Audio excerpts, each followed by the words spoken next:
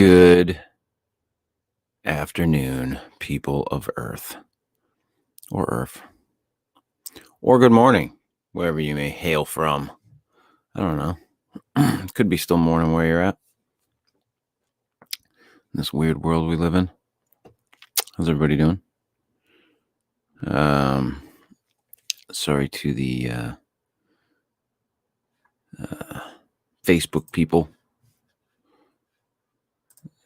Issues with the live streaming. They are temporarily banned from live streaming to Facebook. So, get the sound effects going here for I start reading. But I will, try to rectify that situation as much as I can, because you can't reach out to them motherfuckers. So, there's that. I will, however, try to post a link to this in the on the Fortean slip page. So those of you that would like to listen can.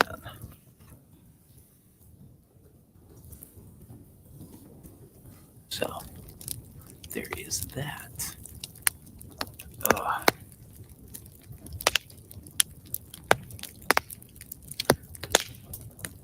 So yeah, don't know how long the ban on Facebook's going to last. They've given me no indication of of what it was for or the length of time that it will be for. So, all things being equal, really don't give a shit. I mean, it sucks because there's a lot of people on the Facebook page that were really enjoying watching the videos when I was doing them.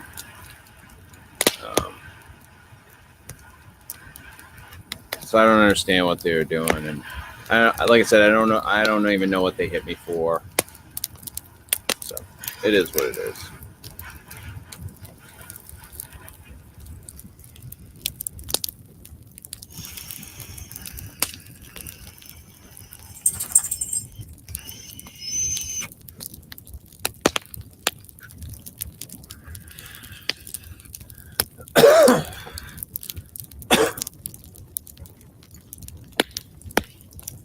So I hope to get it rectified, but I don't think it's going to get it fixed anytime soon. I think it was for the last show that they hit me for. So I don't think it's going to get fixed anytime soon. But yeah, I'm going to do The Doom That Came to Sarnath by H.P. Lovecraft. So we'll get started with that in just a second.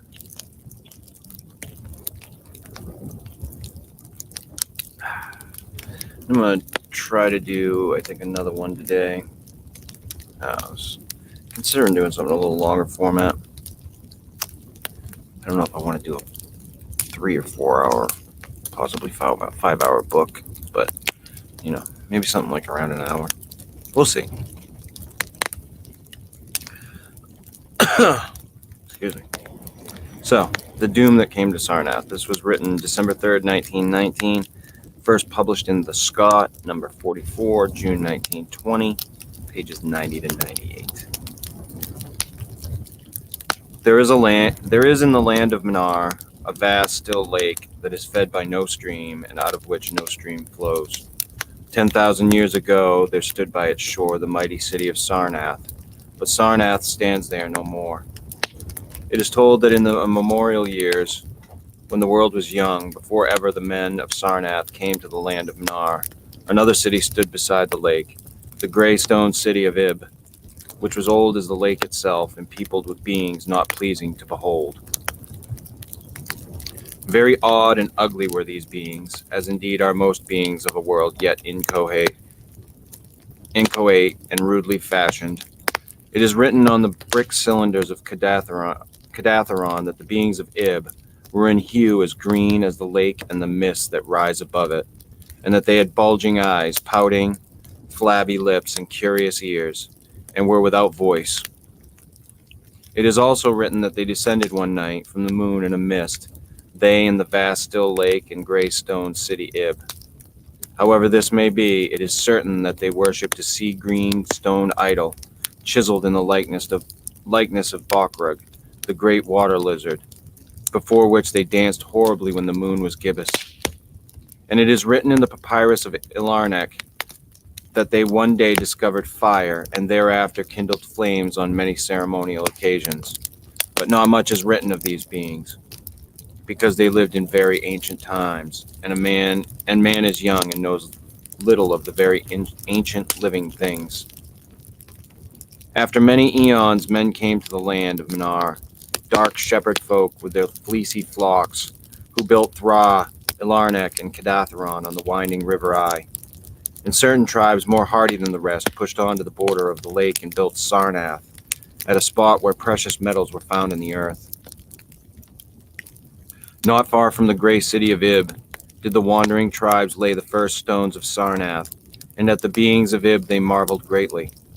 But with their marveling was mixed hate, for they thought it not meet that beings of such aspect should walk about the world of men at dusk. Nor did they like the strange sculptures upon the gray monoliths of Ib, for those sculptures were terrible with great antiquity. Why the beings and the sculptures lingered so late in the world, even until the coming of men, none can tell, unless it was because the land of Nar is very still and remote from most other lands, both of waking and of dream. As the men of Sarnath beheld more of the beings of Ib, their hate grew, and it was not less because they found the beings weak and soft as jelly to the touch of stones and spears and arrows. So one day the young warriors, the slingers and the spearmen and the bowmen, marched against Ib and slew all the inhabitants thereof, pushing the queer bodies into the lake with long spears, because they did not wish to touch them. And because they did not like the gray sculptured monoliths of Ib, they cast these also into the lake, wondering from the greatness of the labor, however the stones were brought from afar, as they must have been, since there is not like them in all the land of Nar, or in the lands adjacent. Thus of the very ancient city of Ib was nothing spared save the sea-green stone idol chiseled in the likeness of Bokrug, the water lizard. This the young warriors took back with them to Sarnath as a symbol of conquest over the old gods and beings of Ib, and a sign of leadership in Minar. But on the night after it was set up in the temple, a terrible thing must have happened, for weird lights were seen over the lake, and in the morning the people found the idol gone, and the high priest Taran Ish lying dead, as from some fear unspeakable. And before he died, Taran Ish had scrawled upon the altar of chrysolite with coarse, shaky strokes the sign of doom. After Taran Ish, there were many high priests in Sarnath, but never was the sea-green stone idol found. And many centuries came and went, wherein Sarnath prospered exceedingly, so that only priests and old women remembered what Taran Ish had scrawled upon the altar of chrysolite. Betwixt Sarnath and the city of Ilarnek arose a caravan route, and the precious metals from the earth were exchanged for other metals and rare cloths and jewels and books and tools, for artificers and all things of luxury that are known to the people who dwell along the winding river Eye and beyond. So Sarnath waxed mighty and learned and beautiful, and sent forth conquering armies to subdue the neighboring cities. And in time there sate upon the throne in Sarnath the kings of all the land of Minar, and of many lands adjacent.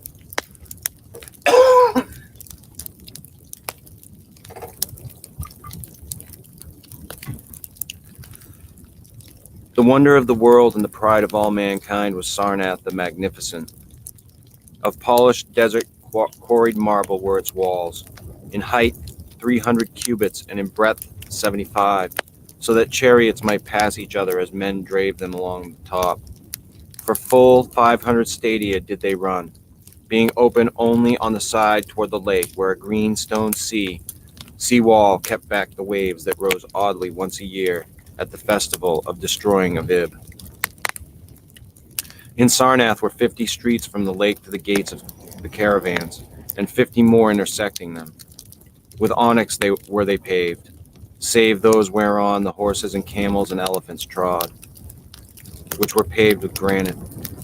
And the gates of Sarnath were as many as the landward's end of the streets, each of bronze and flanked by the figures of lions and elephants carven from some stone no longer known among men.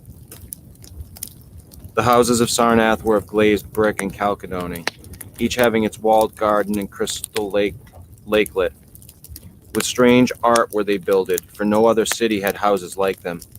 And travelers from Thra and Alarnak and Kadatheron marveled at the shining domes wherewith they were surmounted.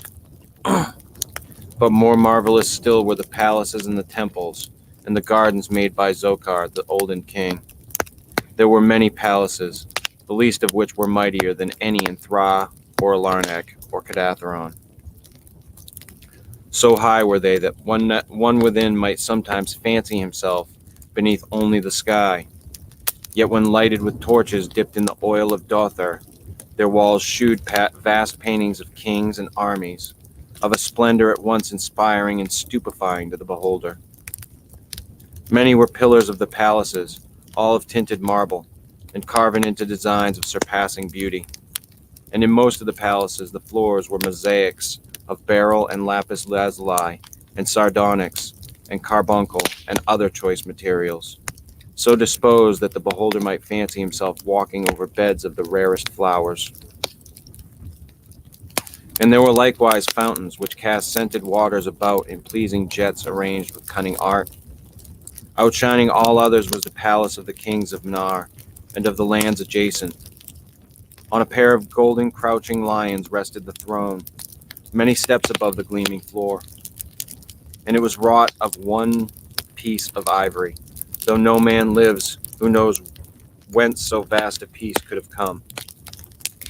In that palace there were so many galleries and many amphitheaters where lions and men and elephants battled at the pleasure of the kings. Sometimes the amphitheaters were flooded with water, conveyed from the lake in mighty aqueducts, and then were enacted stirring sea fights or combats betwixt swimmers and deadly marine things. Lofty and amazing were the 17 tower-like temples of Sarnath, fashioned of a bright, multicolored stone not known elsewhere. A full 1,000 cubits high stood the greatest among them, wherein the high priest dwelt with a magnificence scarce less than that of the kings. On the ground were halls as vast and splendid as those of the palaces, where gathered throngs in worship of Zokalar and Tamash and Lobon, the chief gods of Sarnath, whose incense enveloped shrines were as the thrones of monarchs. Not like the icons of other gods, whose were those of Zokalar and Tamash and Lobon, for so close to life were they that one might swear the graceful bearded gods themselves sate on the ivory thrones. And up unending steps of shining zircon was the tower chamber, where from the high priest looked out over the city and the plains and the lake by day, and at the cryptic moon and significant stars and planets and their reflections in the lake by night. Here was done the very secret and ancient rite in detestation of Bakrug, the water lizard, and here rested the altar of chrysolite which bore the doom scrawl of Taran Ish. Wonderful likewise were the gardens made by Zokar the olden king. In the center of Sarnath there lay, covering a great space and encircled by a high wall, and they were surmounted by a mighty dome of glass, through which shone the sun and moon and stars and planets when it was clear, and from which were hung fulgent images of the sun and moon and stars and planets when it was not clear. In summer the gardens were cooled with fresh odorous breezes skillfully wafted by fans, and in winter they were heated with concealed fires, so that in those gardens it was always spring. There ran little streams over bright pebbles, dividing meads of green and gardens of many hues, and spanned by a multitude of bridges. Many were the waterfalls in their courses, and many were the lilied lakelets into which they expanded. Over the streams and lakelets rode white swans, whilst the music of rare birds chimed in with the melody of the waters. In ordered terraces rose the green banks, adorned here and there with bowers of vines and sweet blossoms, and seats and benches of marble and porphyry. And there were many small shrines and temples where one might rest or pray to small gods. Each year there was celebrated in Sarnath the feast of the destroying of Ib, at which time wine, song, dancing, and merriment of every kind abounded. Great honors were then paid to the shades of those who had annihilated the odd ancient beings, and the memory of those beings and of their elder gods was derided by dancers and lutanists crowded with roses from the gardens of Zokar. And the kings would look out over the lake and curse the bones of the dead that lay beneath it. At first the high priests liked not these festivals, for there descended amongst them queer tales of how the sea-green icon had vanished, and how Terran Ish had died from fear and left a warning. And they said that from their high tower, they sometimes saw lights beneath the waters of the lake. But as many years passed without calamity, even the priests laughed and cursed and joined in the orgies of the feasters. Indeed, had they not themselves in their high tower often performed the very ancient and secret rite in detestation of Bakrug the water lizard? And 1,000 years of riches and delight passed over Sarnath, wonder of the world and pride of all mankind.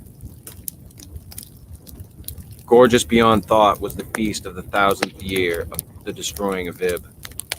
For a decade had it been talked of in the land of Manar, and as it drew nigh there came to Sarnath on horses and camels, and elephants men from Thra, Ilarnek, and Kadatheron, and all the cities of Manar and all the land and the lands beyond. Before the marble walls on the appointed night were pitched the pavilions of princes and the tents of travelers, and all the shore resounded with the song of happy revelers. Within his banquet hall reclined Nargis Hay, the king, drunken with ancient wine from vaults of conquered Pnath, and surrounded by feasting nobles and hurrying slaves. There were eaten many strange delicacies at that feast: peacocks from the isles of Nariel in the Middle Ocean, young goats from the distant hills of Implan, eels of camels from the Benazik Desert, nuts and spices from Sidathrian groves, and pearls from wave-washed metal dissolved in the vinegar of Thra.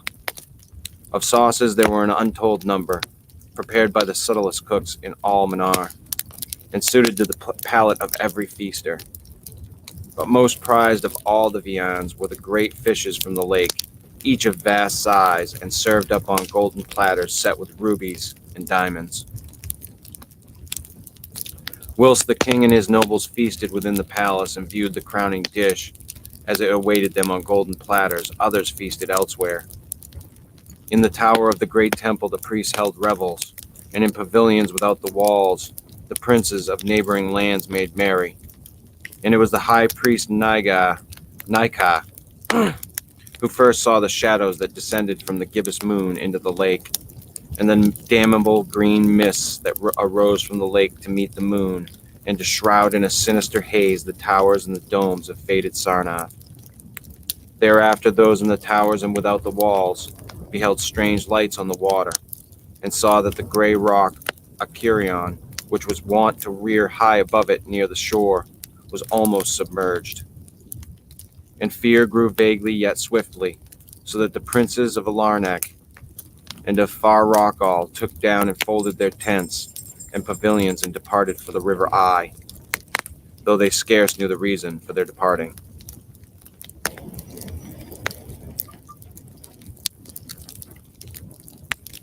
Then, close to the hour of midnight, all the bronze gates of Sarnath burst open and emptied forth a frenzied throng that blackened the plain, so that all the visiting princes and travelers fled away in fright.